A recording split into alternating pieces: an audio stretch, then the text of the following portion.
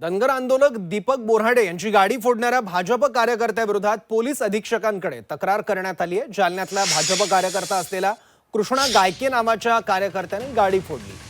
हे त्याच एकट्याचं षडयंत्र नाही, त्यामुळे पोलिसांनी प्रामाणिकपणे या प्रकरणाचा तपास करावा अशी मागणी बोऱ्हाडे यांनी पोलीस अधीक्षकांकडे केलेली आहे। हे त्याचं एकट्याचं षडयंत्र नाहीये, यामध्ये आणखी काही जणांचा सहभाग असू शकतो असाही आरोप करण्यात आलाय आणि या अनुषंगाने प्रकरणाचा तपास करावा अशी मागणी बोऱ्हाडे यांनी पोलीस अधीक्षकांकडे केली। 21 जानेवारीला येणाऱ्या राज्यव्यापी मोठं आंदोलन आझाद मैदानात होणार आहे।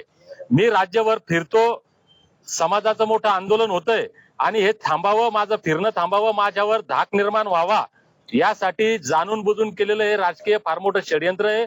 मी आता एसपी काल पोलीस स्टेशनला त्याच्याविषयीची रीतसर तक्रार दिलेली आहे।